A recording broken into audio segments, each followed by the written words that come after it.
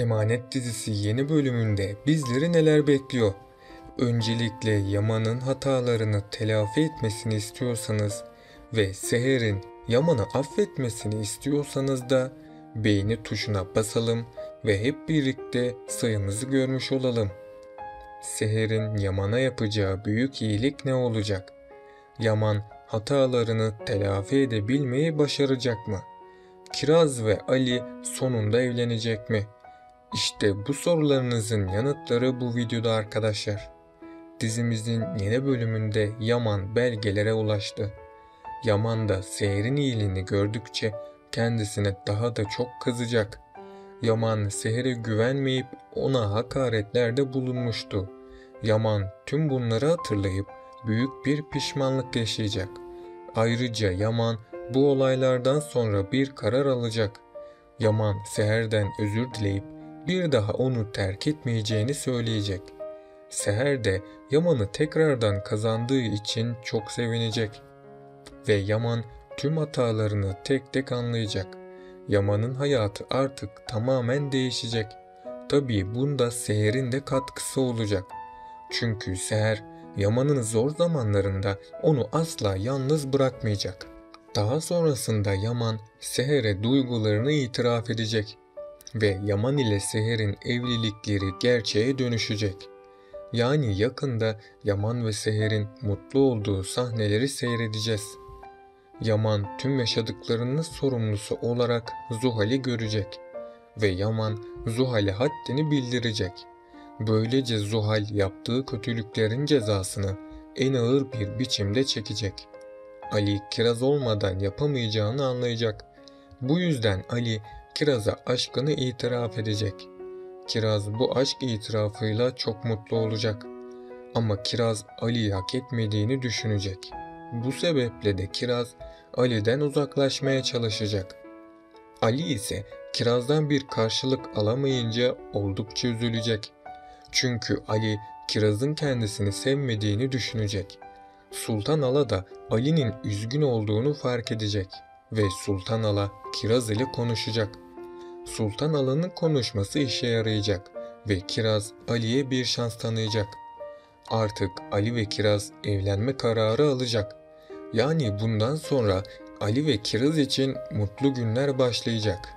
Peki sizce Seher Yaman'ı ne zaman affedecek? Aşağıda yorumlarınızı bekliyorum. Önümüzdeki bölümlerde Seher Yaman'ın kendisine kötü davranma nedenini öğrenecek. Bu yüzden Seher büyük bir yıkım geçirecek. Seher şimdiye kadar Yaman'ın kendisine güvenmediğini de anlayacak. Ardından Seher Yaman'ı terk etmek isteyecek. Hatta Seher Yusuf için velayet davası açacak. Çünkü Seher Yusuf'un böyle bir ortamda büyümesini istemeyecek. Bu yüzden bundan sonra Seher'in mücadelesine şahit olacağız. Bundan sonra Yaman hatalarını telafi etmeye çalışacak. Hatta Yaman Seher için oldukça çabalayacak. İlk başlarda Seher Yaman için mücadele etmekteydi. Şimdi de Yaman Seher için mücadele edecek. Ayrıca Yaman Zuhal'i cezalandıracak. Yani Zuhal ölse de ölmese de artık dizideki rolü kalmayacak ve Zuhal diziye veda edecek. Tabii ki İkbal Zuhal'in sonunu görünce iyice sinirlenecek.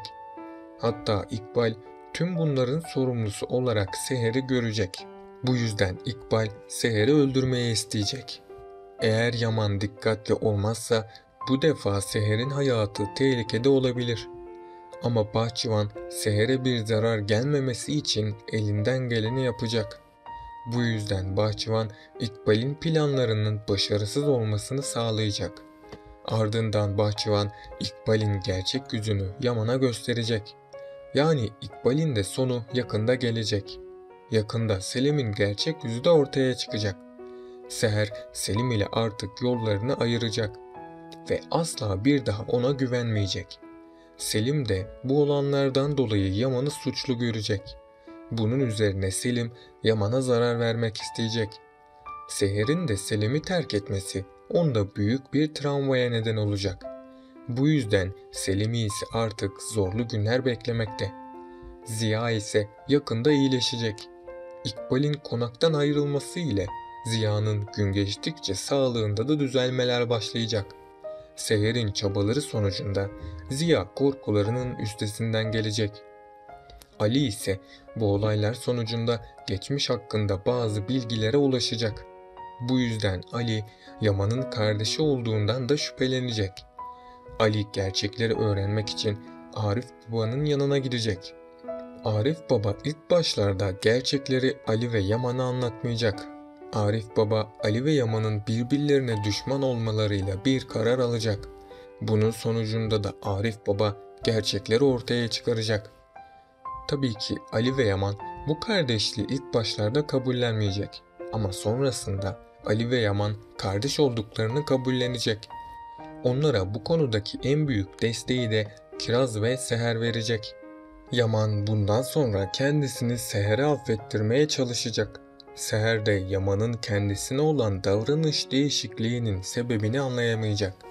Çünkü Seher şimdiye kadar Yaman'ın kötü davranışlarına ses çıkarmadı. Seher de bu yaşananları unutamayacak. Yani Seher'in kırılan kalbinin düzelmesi hiç de kolay olmayacak. Bu yüzden Yaman'ın Seher için çok uğraşması gerekiyor. Ama her şeye rağmen Yaman kendisini Seher'e affettirmeye çalışacak. Ayrıca son bölümde Seher konuşmalarından şüphelenmişti.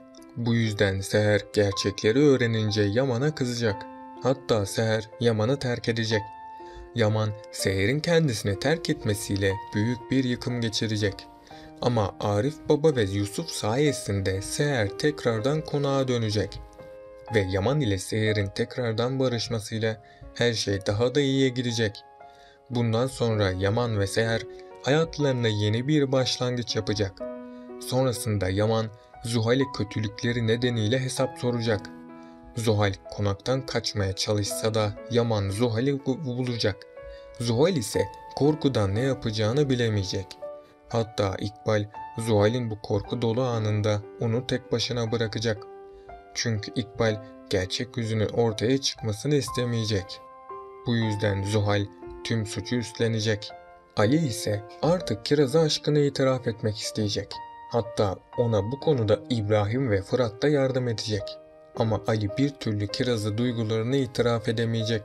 Sonrasında Ali Kiraz'a aşkını itiraf edecek. Kiraz da Ali'yi sevdiği için ona bir şans tanıyacak. Ali ve Kiraz bu aşk itirafıyla hayatlarında yine bir başlangıç yapacak. Ama sonrasında Kiraz'ın başı büyük bir tehlikeye girecek. Ali de bu defa Kiraz'a yetişemezse Kiraz ölerek diziden ayrılacak. Ali ise amcasının emanetine sahip çıkamadığı için kendisini affetmeyecek. Evet arkadaşlar, bu analiz videosunun da sonuna geldik. Dizimizin devam etmesini istiyorsanız kanalıma abone olup bu videoyu beğenerek destek olabilirsiniz. Sonraki videolarda görüşmek üzere, hoşça kalın.